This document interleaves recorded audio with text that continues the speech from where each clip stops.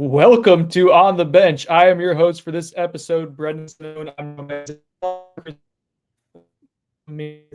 YouTube podcast. Just doesn't matter where we're located, I guess.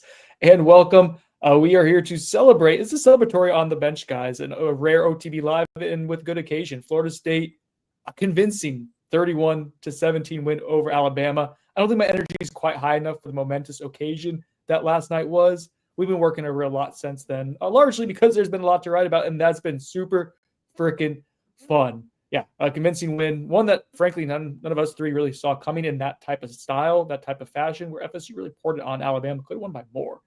Really, really cool. We're going to break it down, go over some of our thoughts from being there live, different vantage points. I was on the field when they got rushed, horrifying for someone who has just all sorts of phobias and anxieties. Zach was in the stands watching.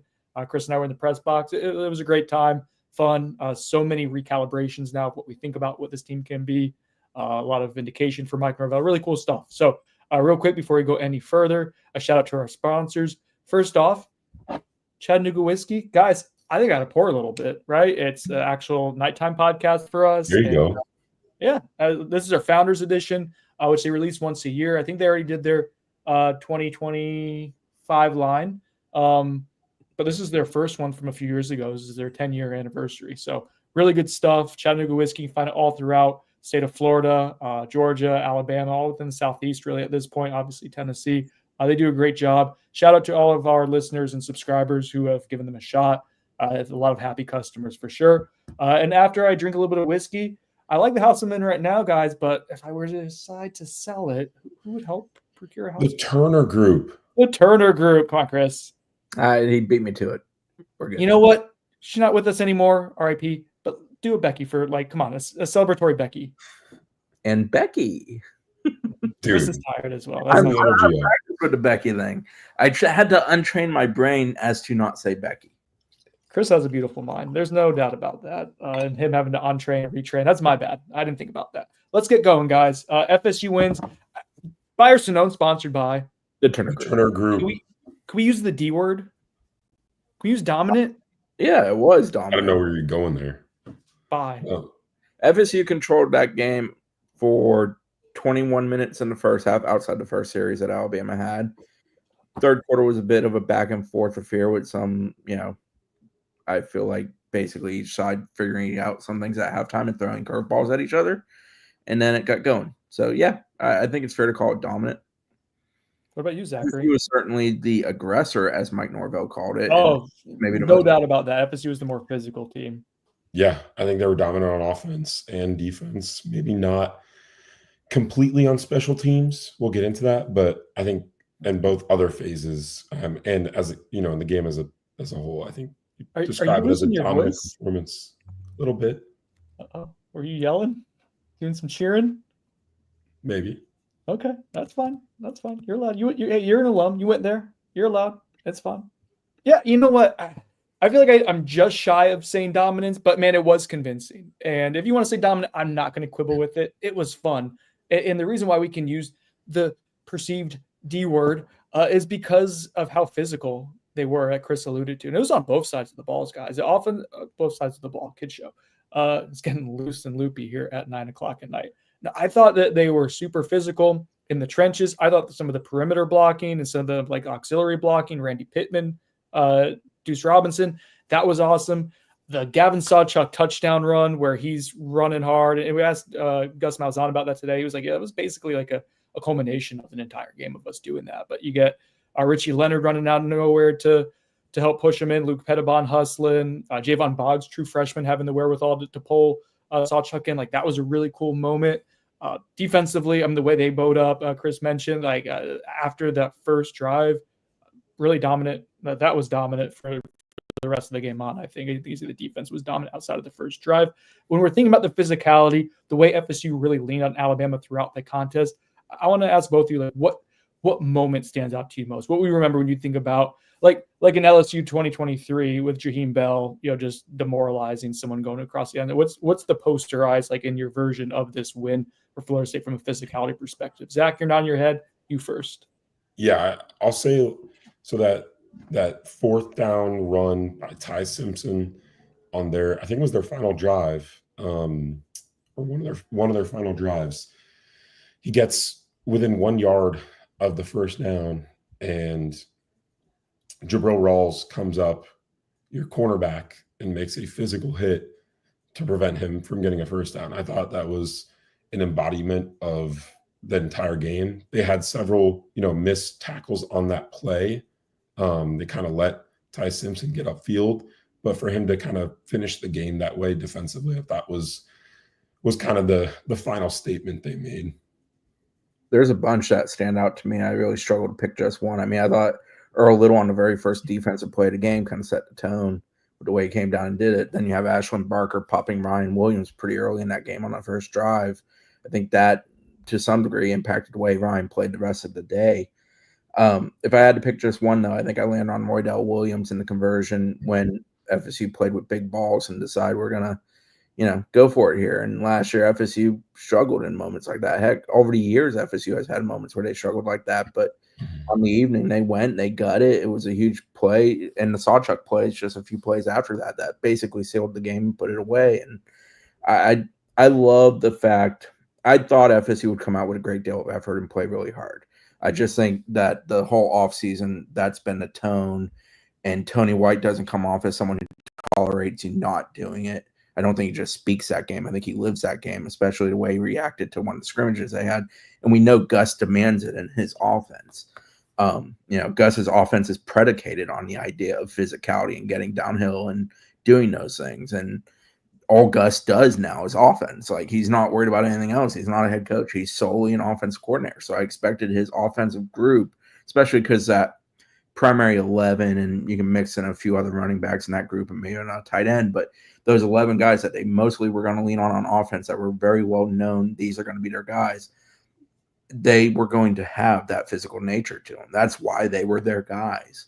But yeah, I enjoyed it. Like, win or lose, I was so happy that FSU came out and just played their asses off and played hard and played with great effort and played with great physicality and flew around and looked confident in doing it. And that's how football is supposed to be played, and it was refreshing. When was the last time you felt that level of 2020 championship game?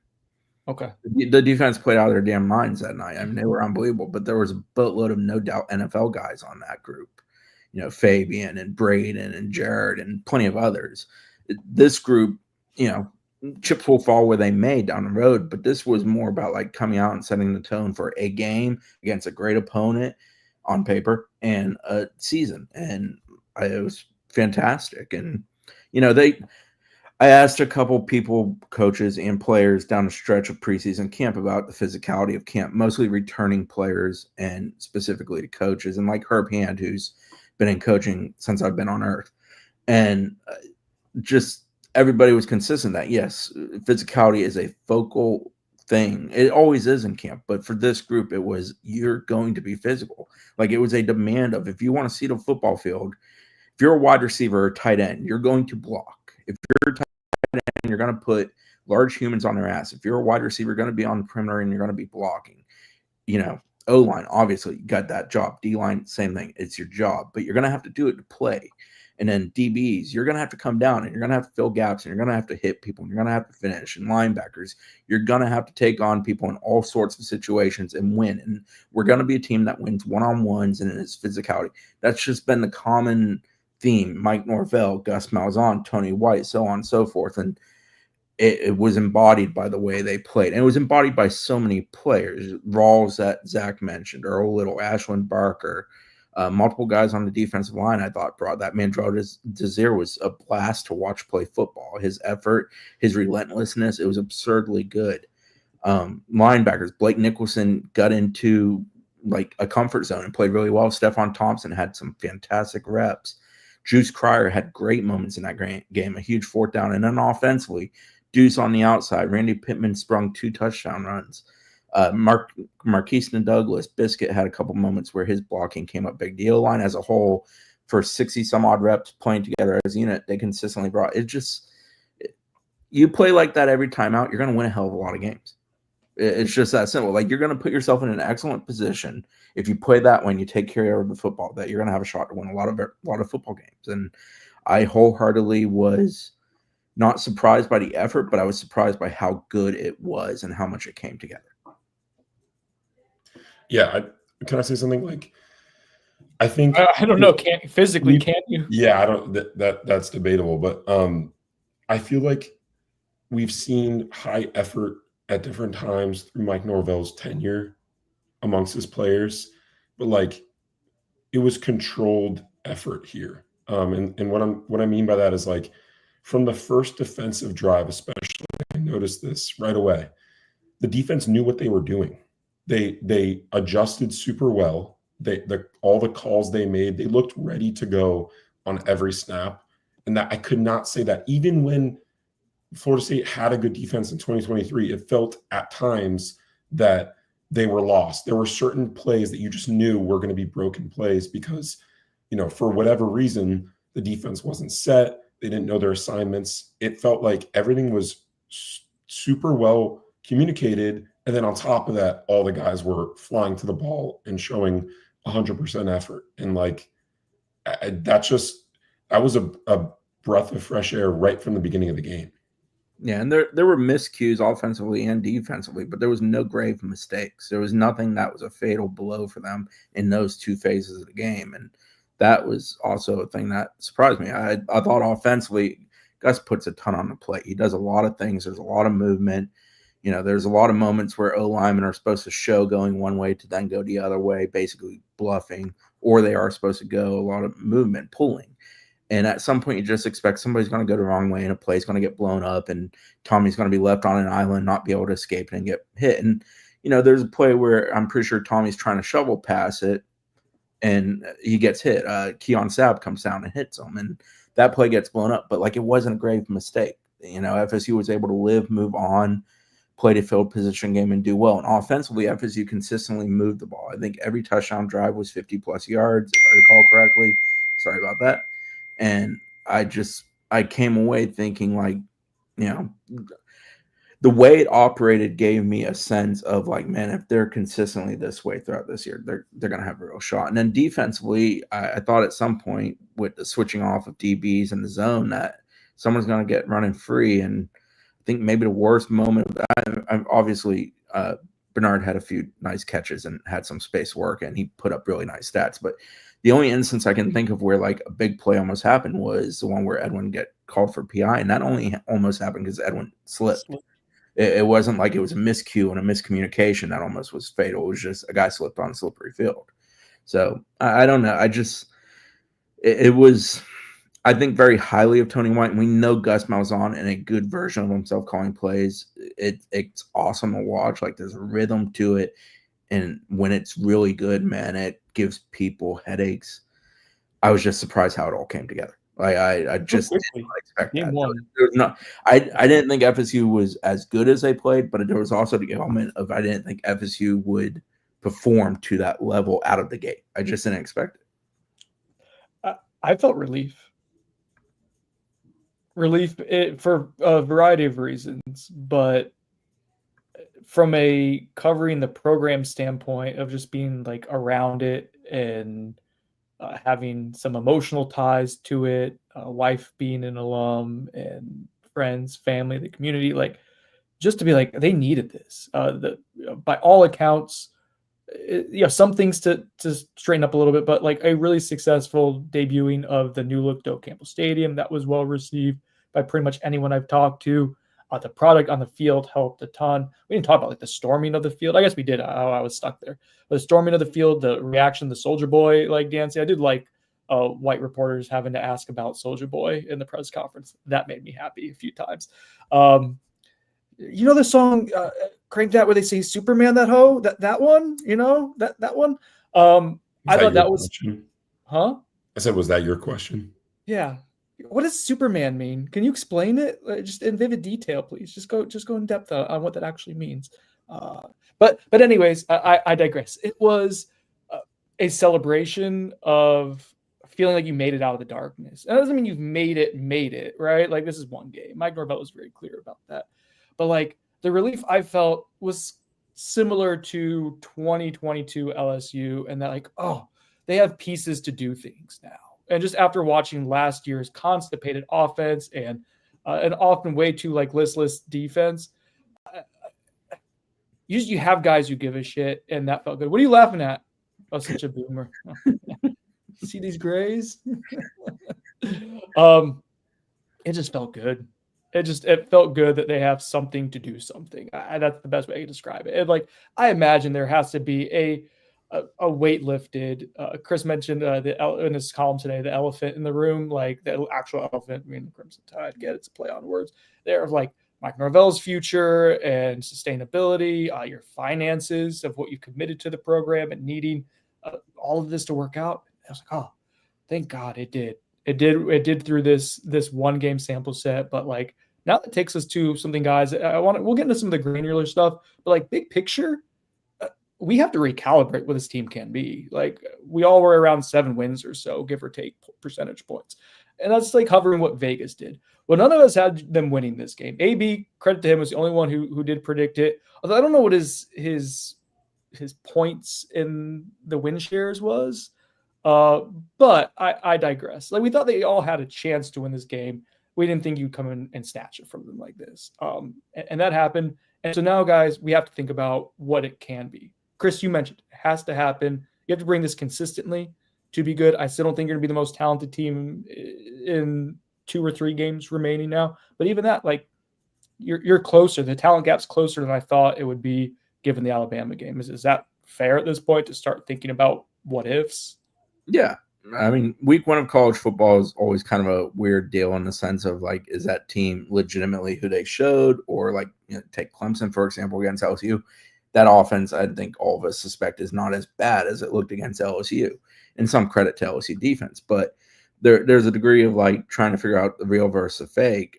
The positive for FSU is that like the guys who they are going to lean on, 11 to 15 offensively and 20 or so on defense, 2 deep basically on defense, they showed up. And for the most part, a lot of them played really well. And a few of them, Jason Jenkins, there's a couple others who I expect to be better as we progress. James Williams. I mean, there's a handful. Dude, also 25. They played 25 defensive players. Like that's real. It was beyond a 2 deep. It was 2 deep and change. That's impressive. But yeah, as a recalibration, yeah, I was very matter of fact in stating that I thought Alabama and Clemson talent gap wise were dramatically different than FSU, and that it was going to be very tough for FSU to overcome them in those games outside of, turnover luck and some weird snafus and playing a really clean game. And yes, FSU did not commit any turnovers and they didn't commit snafus, but it wasn't turnover luck. They took it to Alabama. They handled 96% win percentage or win expectancy rate. And they should have won by more too, I think. I'm very convinced. Like beyond the muff punt, there's other opportunities too. You could have won that game by 3 touchdowns going away. Yeah. And I don't think it would have been I still think Clemson's immensely talented, excellent defense, but like I'm not dismissive of the opportunity anymore. Like, I think Winshare had those games in the 25 to 30 range. It would easily be trending up more to a 50-50 type of deal at this point. And just where I feel it is after a week. Now, there's a whole lot of if, and, or buts with that. First and foremost, offensively, staying healthy at certain positions, specifically offensive line, still feel that way. Quarterback. Quarterback. But that's true for everybody. Yeah. But the way this built we'll get into Tommy C, but like the way he played, like that. I'm pretty adamant that FSU will have it would trickle downward pretty quickly for FSU on the O line if they had injuries. Defensively, I think it's about figuring out who best fits what roles. Like Jack still feels like a bit of an open invitation. Is Omar your guy? Is Stephon Thompson your guy? Do you use Blake there because he's so good downhill with the athleticism? Does a guy like Amari Williams start transitioning and doing more over there? He wasn't used a great deal in this game. I think he played about 6 offensive snaps.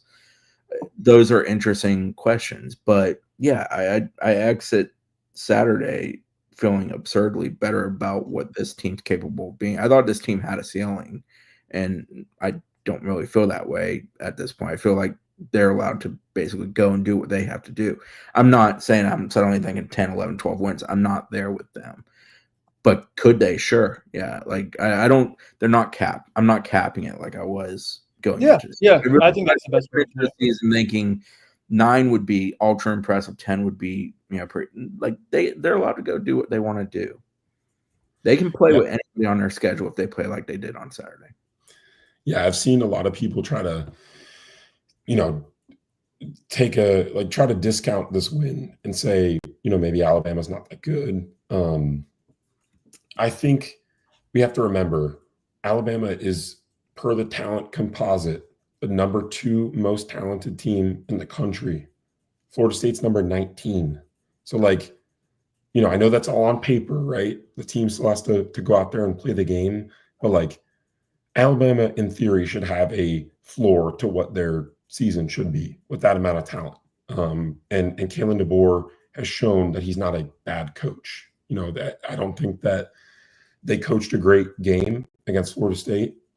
I think some of that stuff was players not taking advantage of opportunities, namely their quarterback. But their quarterback sucked. He was awful. Yeah, I mean the few rollouts he had, where he decided to throw the ball instead of run it for an easy first down. I mean that's the kind of stuff that a coach can't really control. FSU did a good job though, forcing it to be on Ty Simpson and then making Ty Simpson uncomfortable, which is an essential thing they need to do going into that game. Yeah. Go ahead, Zach. No, I mean I agree. So I think we have to remember that Florida State beat a much more talented team on paper. I know, but I covered a ton of those recruitments. I watched a ton of Alabama's players in high school. Those are supremely talented players that Florida State just went and pretty much dog walked. Does this remind you of anything that we've covered in the last calendar year and week? No, it doesn't. It's the exact opposite of that. You're describing what Georgia Tech did. Yeah.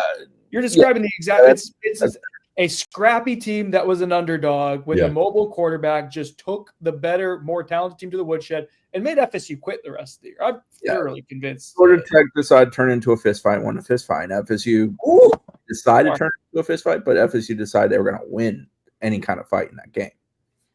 So I guess that's fair. This was the same type of I struggle to compare this to a moment in FSU history, though, if I'm being honest. I mean, from an enjoyment standpoint of an FSU win, it's up there for me. It's awesome to watch. It's a hybrid to me. It's a hybrid to me, Chris, of 2022 LSU game and 2023 LSU game. It's not we left the 2023 LSU game. That team had really high expectations, and you left it with the way they dominated and the way they rose to the occasion and the way newcomers make plays. It was we thought that was going to be a 10+ win team. And then it was that might be a national championship team. And it very well could have been. Similar to Clemson game in the national championship year too. 13. Yeah. I mean there was, different circumstances, road game and stuff. But I wouldn't. But this is more taking a team that I thought was going to be at best good and more likely mediocre. And now I'm unsure of exactly what they're going to be. And that's where I go to the 2022 LSU game, where it's I thought that would be a above average FSU team. But once I saw that, you have pieces, you have Johnny Wilson and Micah Pittman and Trey Benson was you're you can run your offense now. Yeah. And the defense play, Renardo Green becoming a thing for you as a starter, Tatum Bethune being a factor. The Renardo Green hit, very similar to the Earl Little Jr. hit, the first drive. Remember Renardo picked up Jaden Daniel through very similar type of stuff where there's some parallels to that. Correctly. Or was that might have been the year before? I'm sorry. It was a Superdome where he picked up Jaden Daniels. And Tatum Bethune was the picking up Jaden Daniels in Orlando. They beat the shit out of Jaden Daniels. And to piggyback off your point, Brendan, the similarities, I think it's very clear, especially on the offensive side of the ball, that Gus has players that he really likes, and that he is excited about using in his offense, namely guys like Mekhi Danzy. I mean, how good was he? Dude, we heard that he had a good camp, but I did not expect that kind of usage in game one. The physicality on that second run was shocking. I covered him as a high school recruit. I went to his high school games. He was a running back, obviously converted to receiver. That probably helps that his ability to be a physical force. But it's a guy that was running track, the 200-meter and 400-meter dash in the spring, and was not a full-time participant in spring football, comes out in fall and does that against Alabama. Doesn't get tackled on either of those long runs either. what play offensively for FSU in that game did you go, man, that's like so like when you think of that individual, whether it's Gus or an individual player, like that's them. There's two that immediately come to mind for me, one for Gus and one for a player. Can I pat myself on the back real quick? Sure. No one else is going to do it. We already know that. If I'm not going to give myself credit, who else is going to? Fair? People love this. Makes myself very endearing. When we heard Mekhi Danzy, Zach reported this back in February that Mekhi Danzy was moving from running back to wide receiver. I was like, all right, I want to look up how Gus Malzahn. I knew he used a lot of jet sweeps, and like I'd been to a coaching clinic earlier that month where he talked about like how he's like, honestly, we should be doing reverses more often. Like the amount of times reverses and these like extended jet sweep looks like work. He's like, we would do it like twice, I think a quarter. He's like, we should be doing it double that. And so, anyways, I wanted to look up ways that Gus Malzahn would use speed. And again, we know jet sweep motion stuff like that dude loves it. Like he does it as much as anyone in the country. But I found some plays at UCF that he did where he had the offensive line, especially the tackle, pull one side and then turn around, do a little plie, and then go the other and to a jet sweep. You're talking about when they showed a bluff, like what they did with Gunnar Hansen did it. There was another instance. It was the exact. So that was the very first play we referenced in that article back in February of like, this is how we could use Mekhi Danzy and Squirrel White. And it was the exact same. But that's like Gus had done that play multiple times throughout his career. Like that's one of his bag of tricks. And then the variation of having Randy Pittman do that very later on as him being the one who does that little bluff. Chef's kiss, Gus Malzahn. Mad scientist. That man was grinning happily walking out to practice on Tuesday before the game. I'm like, oh, this old son of a gun's got something up his sleeves, and sure as shit he did. And you know what? There's a little place in my heart warming up for Gus Malzahn. I got to be honest. Result withstanding. I was starting to warm up to him, but seeing it come to fruition, they have an identity. So that's my answer, Chris. Is that play, his creativity with wrinkling that in, good stuff. The Jalen Lucas play felt like Gus and Mike Norvell being married because, that's basically a toe Philly type play with some Gus. The wheel, Tim? Yeah. But it was great. I mean, I think it was it Zay Mincy that came down on that, I believe. And the minute he did, boop, put it right over the top. Safety from the middle of the field has to chase it at an angle. You're going to get a ton of yards. That was right after what? It was a quick transition. What was it right immediately after? I can't remember. Gained 64, and they were just short the end zone, so they were probably at about the 30 when it started. Was it a fourth down? Was it the Juice Crier? Was that the Juice Crier stop? I think it was. I think, and even that play design was so cool. Is I was going to say Ja'Kai Douglas. Jalen Lucas moves over from slot into the backfield, and they had Gavin Sawchuk like lined up.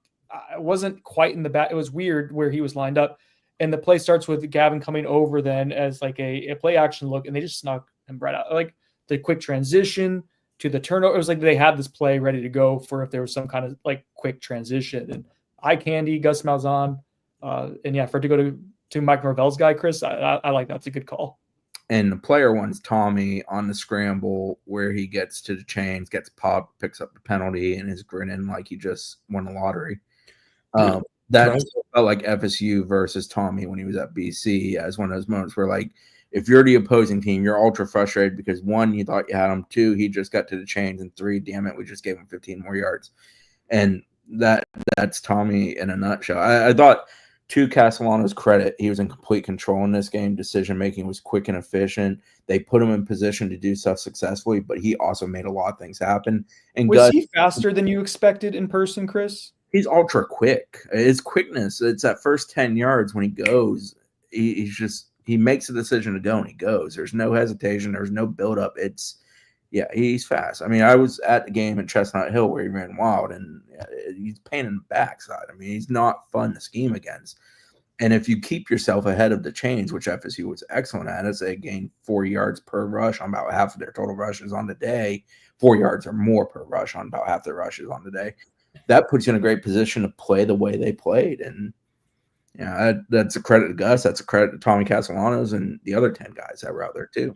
Can I say something real quick about Tommy? I don't know if this was caught by many people, but so I was sitting in the stands. There's about 5 minutes left in the game. I look at the main video screen, and Tommy looks at the camera that is appearing on the big screen. he smiles and winks at that moment with 5 minutes left in the game. And I'm like, this is so Tommy. I love that moment.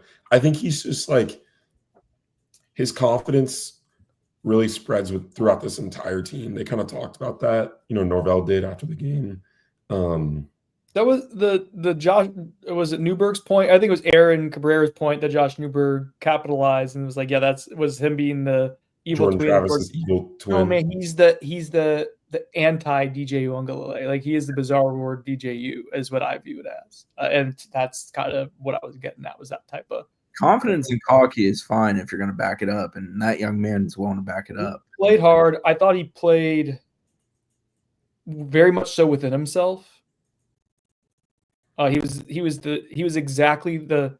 I want to go through right before the opener, right, the day before. I guess on Friday. I can't remember days at this point. I did the ifs of the season. We'll go into that in a little bit of like if FSU, and that was one of his. Like, Tommy, do you get the running version of him from 2023, and just the efficient passing version of him from 24? And that's what that was on Saturday. Like, it was, the passing was good enough. It was not perfect, but quick with his reads, protected the ball. Nothing went in harm's way. And then the running was really good. His worst throw is probably the one that's hot and high to the middle over Biscuit. I think that was on Biscuit.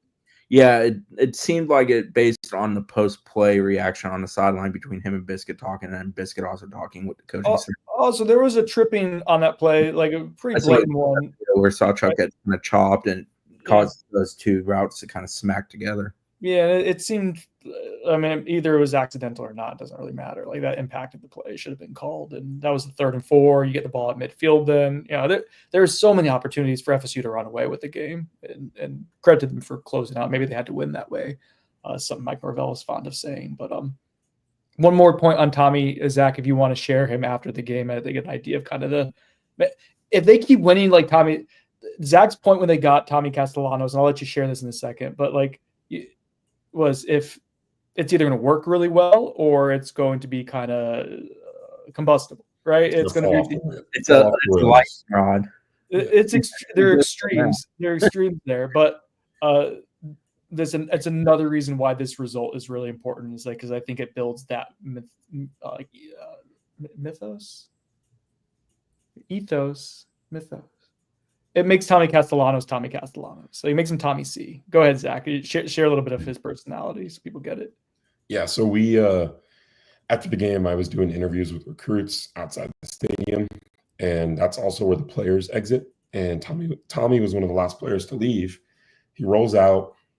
I say what's up to him. He comes out. There's still recruits waiting to be golf carted away to wherever they parked, and he starts talking to FSU receiver commit Devin Carter and a few other guys, and he kind of loudly says, I bet none of y'all believed in us, so all y'all better commit right now. So I thought that was funny. I shared that on Twitter, and I know people got a kick out of that. And it just kind of gives you a glimpse into his personality. Tack Daddy in the chat. You guys remember Dustin Tackett, Chris? I remember Tack Daddy. I remember he once asked Jimbo Fisher. He was stringing with me at the Orlando Sentinel, and I had to go back to Orlando for meetings that day. So Tackett was covering practice that day. I can't remember the exact year, but we had gotten word that Orlando was going to host the Ole Miss game in 2016. And Tackett asked Jimbo about it. And credit to him. Like, I was like, can you ask Jimbo? He's like, I'll ask him. I don't care. And he asked him, and Jimbo's like, I don't know anything about that. And Dustin's like, don't know anything about that? He's like, really? This is pretty good. This guy says you were Hatters. So none of us are wearing hats. Mad Hatters over here. A few final notes on the offense, and we'll get into the defense. Mentioned Tommy Castellanos, really good stuff. Gus Malzahn, complexity of his offense, complexity and simplicity. I think it's probably the best way to put it. It's like they do what they do. They do it really well. There's just a ton of wrinkles that he puts in there. Very the offense flows. I thought Luke Pettibon was awesome on the evening. Offensive line, given how little it's actually played together, it hasn't played together at all. Practiced together in full for like a week. That was an impressive performance. Obviously aided by Tommy Castellanos, but having a running quarterback makes things easier for everyone else. I want to say Usman Kroma is going to be, freaking awesome. I'm convinced of it. I thought it going into the game. He didn't touch the ball a ton. I think 6 or 7 times. He's going to be freaking awesome. Buyer Sonone, sponsored by The Turner Group. By the time you get to round 2 Miami, he's your dude. Bye. I think they're going to lean stable in the sense of a stable, like they kind of played this game. But I think the distribution of carries, he will be way up the food chain at that point. Yes. Sure.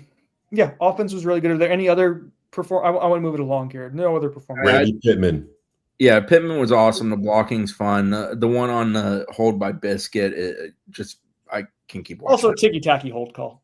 Yeah, but he was fantastic. He sprung 2 of the touchdown runs. He had multiple other instances where his blocking was good. The ability to have a tight end who can throw a great seal block again, especially with the tactics of this offense, it's quite fun to watch. I thought the group of backs all did well. Keziah punching that one in on the pitch was good. They always talk about capitalize on the opportunities you get. Keziah Holmes gets 4 opportunities, puts a touchdown on the board. Fantastic for him.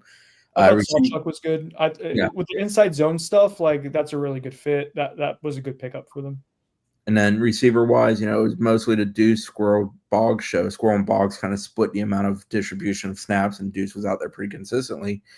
And when the ball only goes in the air 14 times, it's what do you do without the ball? And that group did a really, really good job.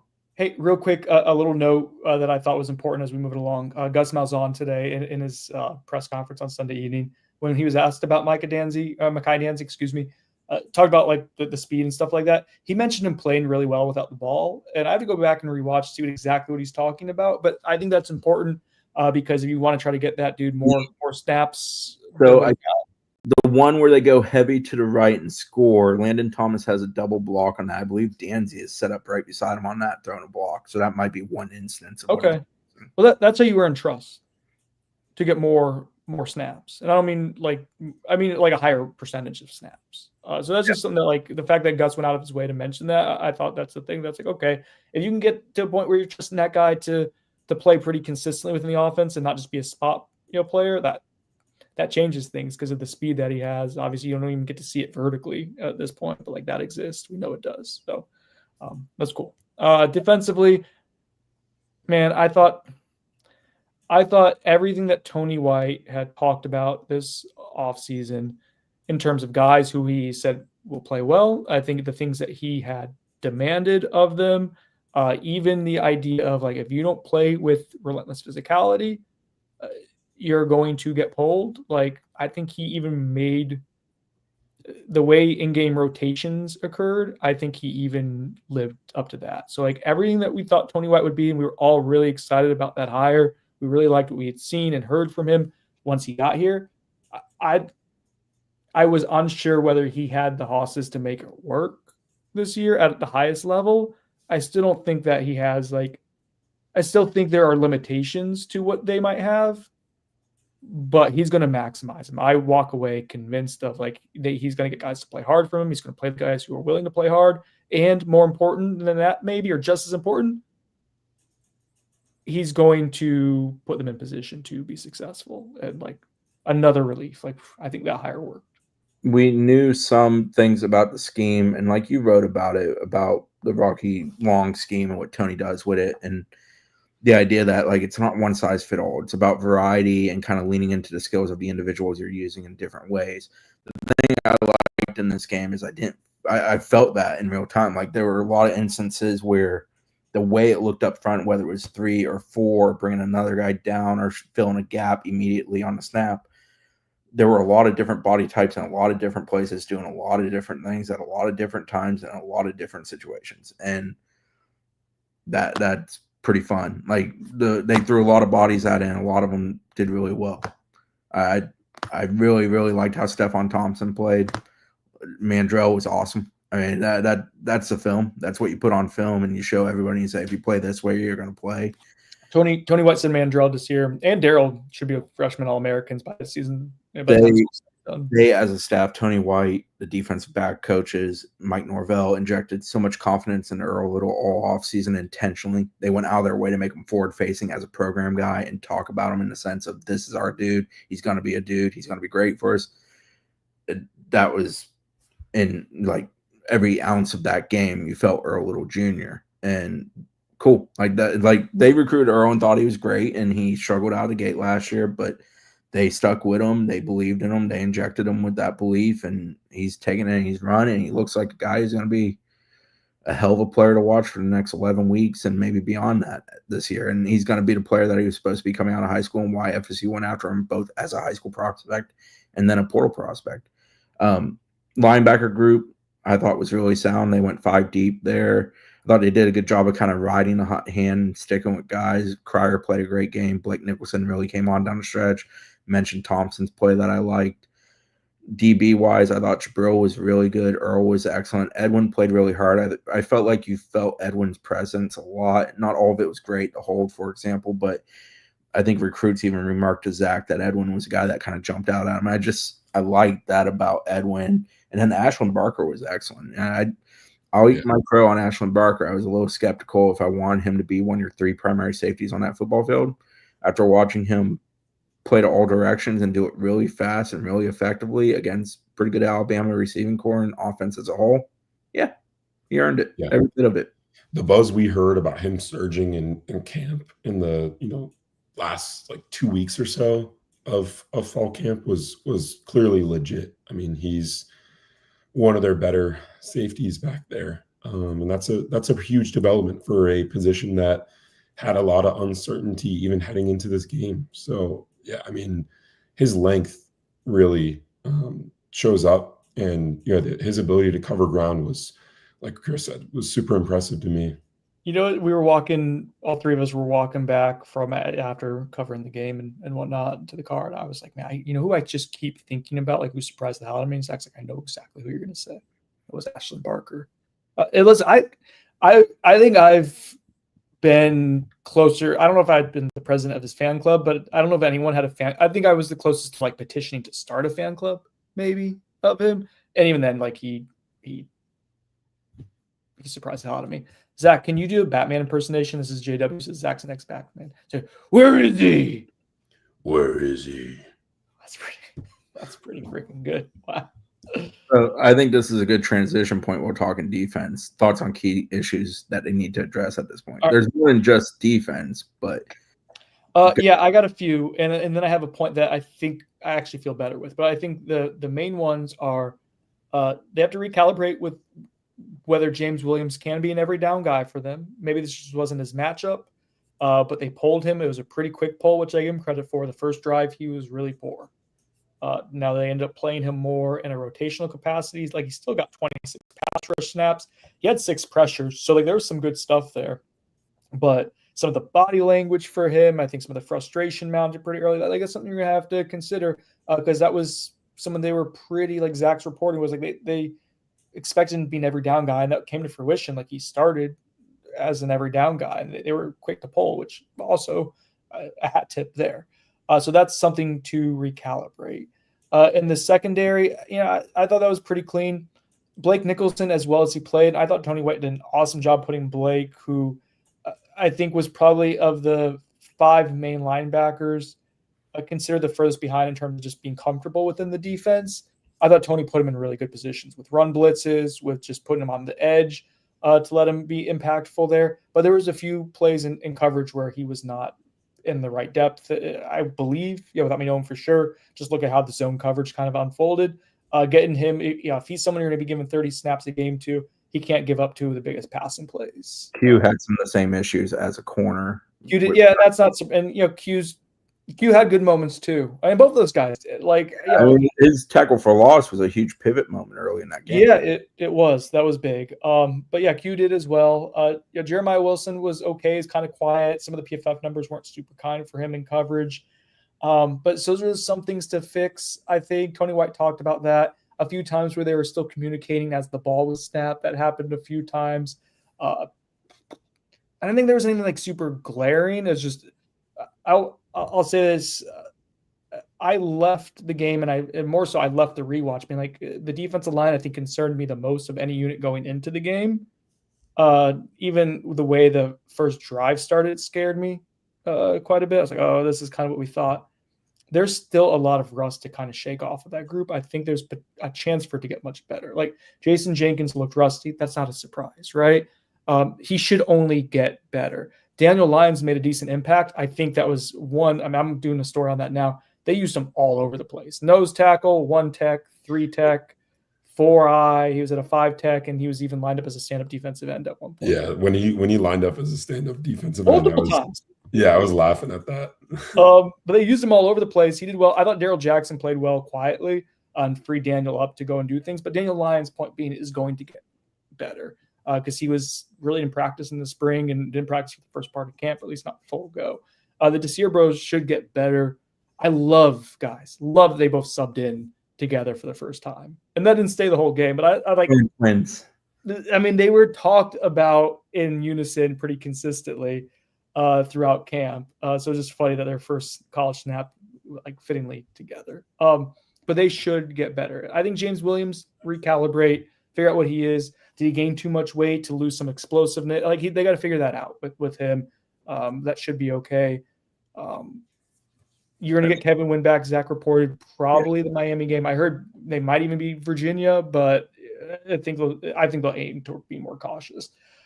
So him coming back will be helpful. Deontay McCray was a bright spot. I think he'll get better with more and more reps at the power forward level. So I feel like that group's going to ascend. You do have to get to a point where you're not playing KJ Sampson quite as much. He's not ready for it yet. That's disappointing. Diamante Diggs, you probably need Amari Williams to swap there and become that guy. I think those are the kind of the things to figure out. Other than that, kind of like we were sitting with defense. I think it's solid with the emergence of Ashlyn Barker, and Jabril Ross was good. You kind of referenced it there, but finding a like true speed rush guy is probably a key for them as the season continues. Like the guy that is going to at least force a play the other direction. I don't know if they came out. Like I thought Stephon Thompson was a guy who maybe turned in some of the best reps in that regard in this game. Mm-hmm. Yeah, I think you got to recalibrate with what there's a lot of recalibration. That's what this whole podcast is. I think you recalibrate. Is he your go-to Sam? I think Omar played okay, but again, like Blake Nicholson played a lot more in the second half. Stephon Thompson produced. He had 3 quarterback pressures. A lot of people beat up Jaden Proctor, right? Caden Proctor. Caden Proctor. Thank you, guys. Yeah, he had a very underwhelming game for a guy who's forecasted as a extremely high NFL draft pick. I think Clay posted that he had the most pressures given up in the country. In the country. Shout out and RIP Clay Fink. Let's pour one out for Clay. He's going to go on and do great things. Clay's still with us. Shout out Clay. They found matchups they liked against Proctor. Caden Proctor. They started going to it more and more. So they started putting speed over on him specifically. And I thought they really liked that, as a schematic advantage. So another thing Tony White did, it was like, we like this. So we're going to put James Williams on it. We'll put Stephon Thompson on him. We'll have Blake Nicholson rush from that side. They kept throwing their faster guys at him. I thought that was cool. I think that's another theme of the defense too throughout this year is that it's not going to be kind of like these are our primary guys. We're always sticking with these guys. Obviously, there's guys that are going to play more snaps because you view them as your best players. But like matchups and how do we win and how do we create chaos against different opponents, different players, will play to some of the guys you'll play, which speaks to they did that in real time in this game. With what they started doing with some pressure they created. The other thing I would add is on the offensive side, I think you're about to play 2 relatively lesser opponents, kind of building out your depth, trying to figure out who can help you, who is that 6th and the 7th and maybe the 8th O lineman when you go to a second group of O line, because Herb Hand's riding with his 5 guys off the bat until he's not riding with them. And then, figuring out a few other names in the receiver room that you can look at, and probably true defensive back room too, building that out a little bit further. I think those are things that you probably try to do in situations here in the next 2 games over the next 3 weeks.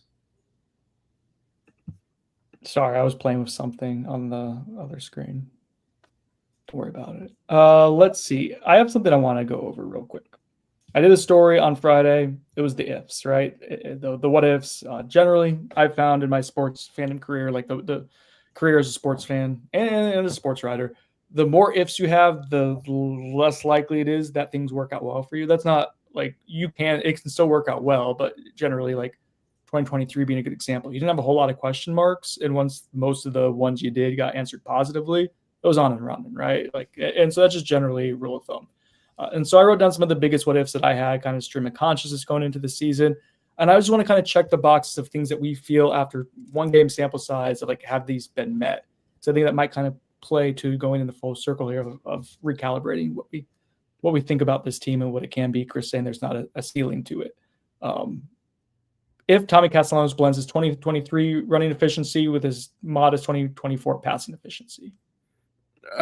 Felt good about how that was in game one. We'll see when a team is able to make FSU have to put it to the air a little bit more. Bama did not do a good job of containing the run and forcing FSU to be a passing team. I think FSU threw only 6 passes total in the second half and essentially just one down the stretch in that game.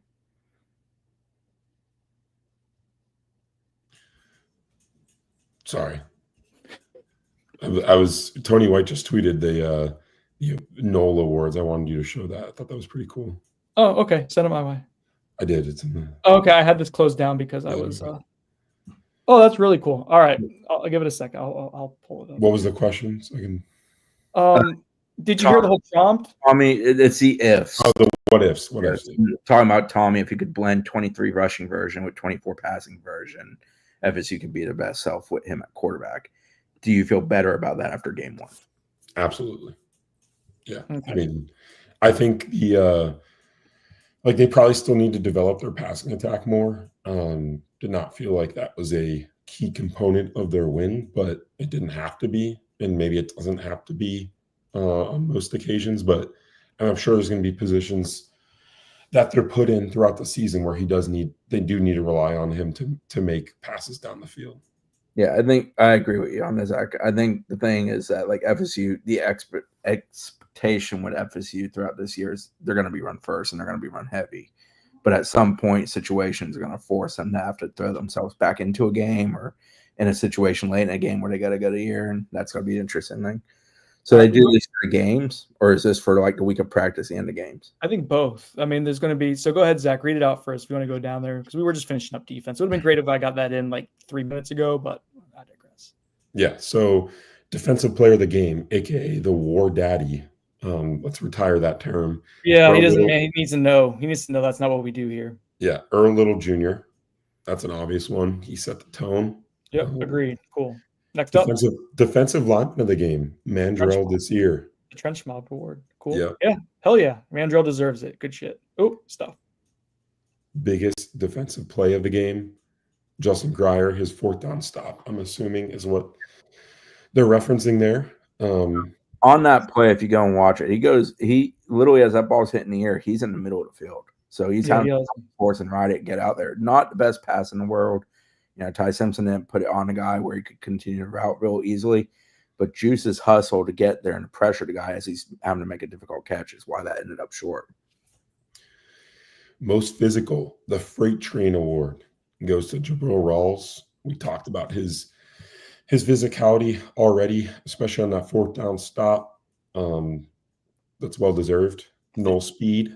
Wait, real quick, think about Jabril Rawls making that play like 2 years ago as a true freshman, just physically. And just, for all the crap that people, and this is one thing I was never on board with the getting after Josh Storms, that mob mentality there. I never really agreed with that. Jabril Rawls is a good example of like they can put weight on. That's a pretty skinny dude who's now up to 185. That's pretty cool. Yeah. No, he's developed physically a ton. I mean, I remember him as a high school recruit and just being like, this seems – that like cat is skinny. He's not skinny anymore. Projection. We all thought he was a good player, but wire. Shout out to Dane. Also, RIP Dane. Shout out to Dane for being in early on the. Listen, you throw enough. You know what? Again, you say Darren Williamson's going to become Justin Jefferson enough times, man. You're going to get some of them right. You can't throw him under the bus. He's not here to defend himself. I'll text him. I'll just say that's what we're doing. No Speed Award. Most effort goes to Ashlyn Parker. Hell yeah. Yeah, I agree with that. I think Earl Little probably. It's only because Mandrell already got an award. Yeah, or Earl, I think could be up there. And then Black Ops, Scout Team Player of the Week. I love this. Jalen King. I've heard good things about him in practice. I've heard that he's been a good look for Florida State's defense on the scout team. He's a quarterback that they brought in this offseason via ETSU, a transfer. He's taken this season a redshirt, but he's given Florida State's defense, some good looks as their primary scout team QB. And they reference their scout team as Black Ops because those guys helped them prepare for special missions. And they wear black jerseys. Yeah, it's fitting. And they're acting as the opponent. Oh, fine. Okay. Guess we're not doing that anymore. All right. If Usman Chroma develops into a good player as a freshman, Mike, I think that seems like that's on track. Yeah, it's more when, not if. Cool. Yeah. If you can return to top 30s nationally in yards per carry, I feel like we feel pretty good about what they did. That's what Gus does. All right.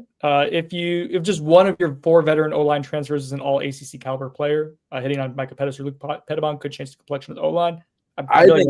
I think Luke is going to be an all ACC center. It's a position where it's pretty wide open in the league as far as there not being like a guy you come in the year and think, no doubt, Louisville guy's pretty good, FSU guy's pretty good, Clemson guy will get considered. Yeah, I mean, the fact that he's a caliber of that, like that's a hit. That group as a whole has a shot of being really good if FSU runs the ball at the clip that we think they Chris can. is getting choked up thinking about the offensive line. No, I'm just super dry mouth at this point, and honestly, I'm quite exhausted. I'm old. I get dry mouth. I can't help it. Foul. If wide receiver Deuce Robinson has a similar impact as 2022 Johnny Wilson, you don't need star power for Robinson, but he has to become close to it. The drop was disappointing, but there's some other good stuff there. I just don't think the stats are going to be gaudy because I don't think it's going to be a pass-heavy offense. So, like, comparing him to Johnny is a little tough for me, but, like, Deuce is going to be a huge piece of it. Johnny only had, like, 800 receiving yards as a 2022. You would have killed for that last year. 500 would have been pretty cool. Betting on Benson. If Squirrel White is relatively healthy for most of the year, when he's good, he's good. I mean, like the one play he made was pretty damn valuable. Yeah, catch was phenomenal. I love the way he finished it. I liked how the receiver group played as a group and blocked. So have Tim Harris Jr. If FSU stays relatively healthy, can't. True of everybody in the country, but yeah, it definitely applies. If D 3-2-1, if D tackle Daryl Jackson is consistently good, Chris and I differ a little bit. Chris thought he was fine. I thought he was very good. Probably meet somewhere in the middle. Like, he did his job. He demanded multiple players, and there were moments where he showed his physicality. I'm just waiting for that stretch where it's like, damn, he took this game over. Yeah, that's what he's built up to be, and at some point, I want to see it. But Daryl played well. Like, I don't like people talking like Daryl didn't play well. They talked about him as a potential best defensive lineman in the country. The staff has publicly. So like, I thought he played well and he did his job, but like, he didn't flash like a number of special plays. I thought. Dustin points out he ate up doubles. Completely true. Daniel Lyon's success, other people's success in that game was because of things what Daryl was doing. Not knocking how he played. I'm just saying at some point, because of the way he's talked about and the way Brendan has a love affair with him and is the ultimate protector of him, that like I just want there to be a moment where Brendan can just stand up and yell victory. I had it last year against UNC. Just no one remembers last year because they freaking sucked. He was good. He was good. Still if good. you want to say he was below average or above average and slightly below good, that's fine. Whatever. He was good last night. He's going to be good all season. We want him to be dominant. I never said he was dominant. He has flashes of dominance. Nuance. If DN Jason Jenkins is who they think he is, that still remains to be seen.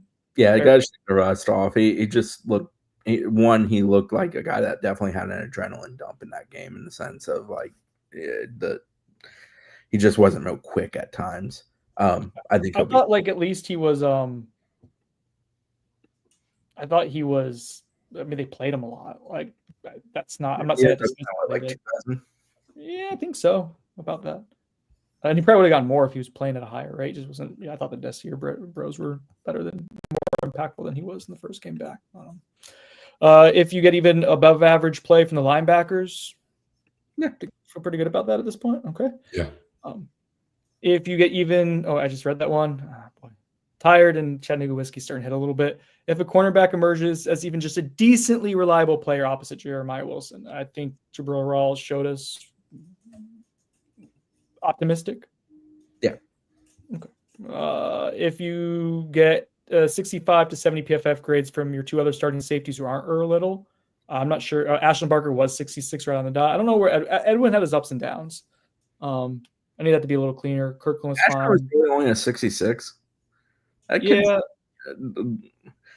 I like PFF, not trying to shit talk a company that's been good to us. I just like Barker was really good in that game. His tackle was extremely. Yeah, I would good. have given him like a 70. I'm not sure what went. I thought they might have given him a few of the stuff in coverage. Like gave up a few receptions, I think.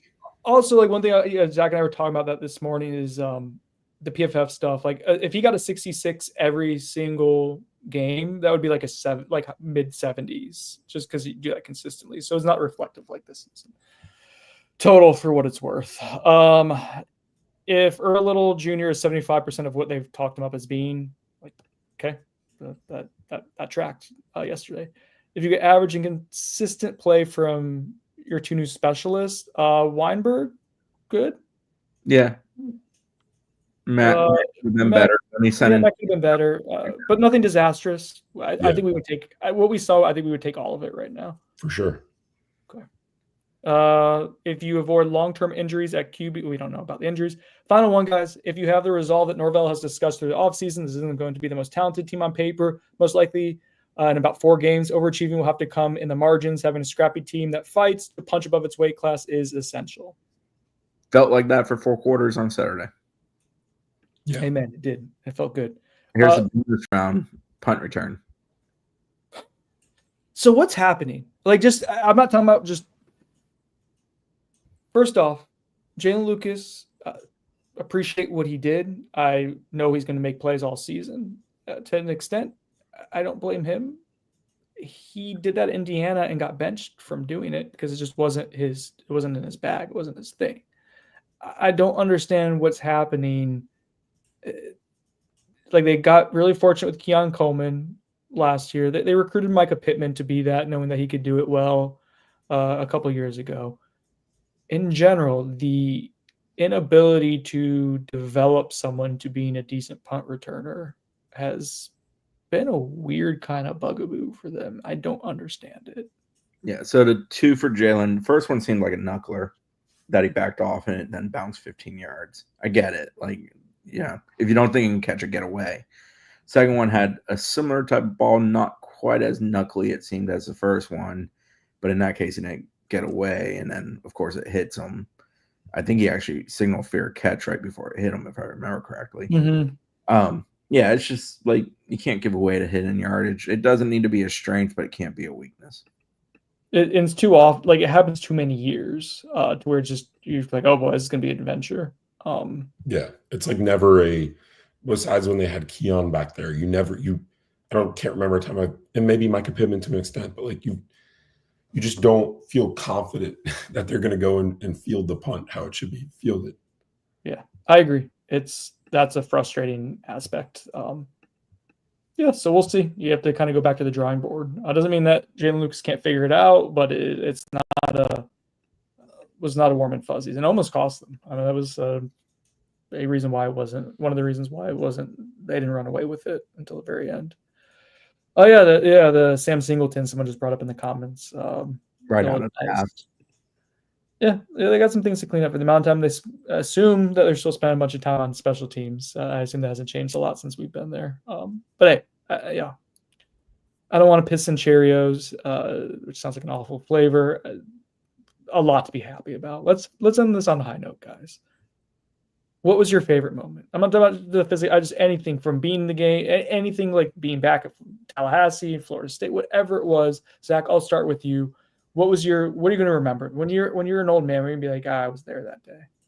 Yeah, I mean, seeing the new renovations in Doak was pretty cool. I thought that whole west sideline was I was a huge fan of all the changes they made. I thought the fan experience compared to last year. I know, when they're losing, you tend to focus more on those things, but I think just genuinely, like, every part of the fan experience felt like improved by a good amount. And then just like, I know Brennan, you and I were kind of texting before the game, like there was this quiet vibe in Tallahassee leading up to kickoff. There were a lot of people, around, and it was busy and it was, packed, but until Florida State fans saw that product really come to fruition, there was like,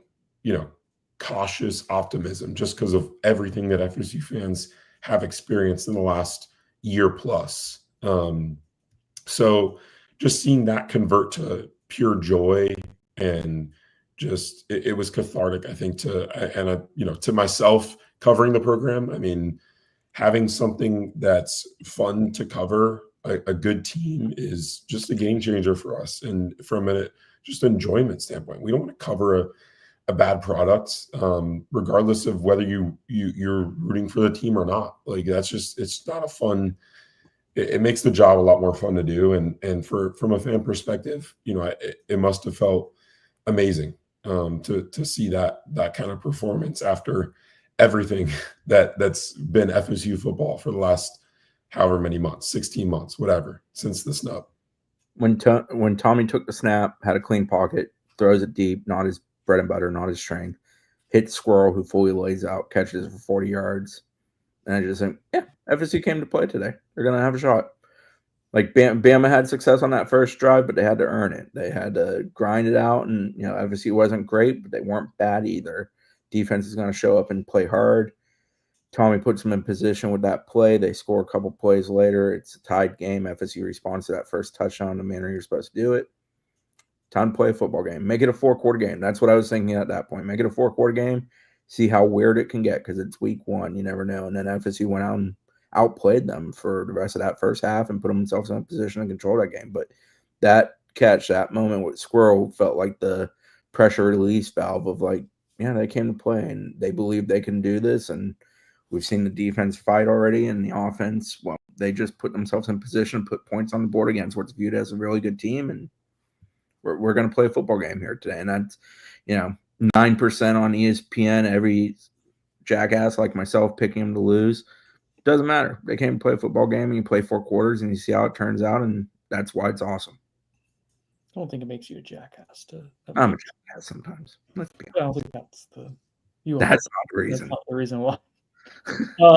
My favorite memory was probably the dancing with the 2-minute warning. I was like, it just felt so cathartic. And also, the crowd in the rain was Yeah, they were cheering. So it's funny, the 2-minute warning, I got up to take a pee, which I do a lot during games because I drink a lot of water during the games and I have a small bladder. And so I got up to go to the bathroom and was hustling back. And I go past the booth, you could hear Jeff Colhane calling. I was like, the rain's coming. And it was already raining a little bit, but you could hear the rain. You can hear the fans going crazy. They were going nuts for it. So kudos to them. And then the fan response too. The charging of the field, $500,000, well worth it. Fee. It was a celebration, man. They made up for lost time for what all of last year was not. What? Norvell should show up to his presser tomorrow with one of those huge lottery. Like a giant like Bob Barker. Well worth it. Hell yeah. That was fun. It was fun. It was it felt good to cover something fun.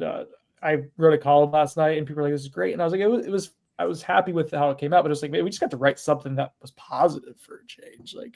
And that felt good. It was I'm going to write something that I know is not going to piss off the audience. That was nice. Just like Zach said, you want to be around something where everyone's in a better mood, like the city, the players, the coaches, everyone's in a better mood when you're winning. I like the staff. I hope it works for them. I've been skeptical. I think skepticism and critical was deserved. And I think it's also cool if you find a way. That's a very Mike Norvellian thing, is to respond. We saw it last year was hell. They're responding to it. It's been a hell of a journey with Mike Norvell. Think about some of the moments, good, bad, and ugly. That man runs a gamut of good and bad. And right now this is good. And this feels good. And it's been a relief. So everyone who stuck with us through the interminably long off season, thank you. We made it. And the dividends at the end of getting to enjoy this is this was fun for us. I know it was fun for all the Florida State fans who've been living through the last, how many months? Not even a year, 20 months of just a lot of bad stuff happening. Good stuff. Recalibrate. No cap to what this team can be. That's how we're going to leave it. Chris Nee, Zach Blossing, I'm Brendan Sinone. Really excited to see what happens next. Thank you for watching. Thank you for listening.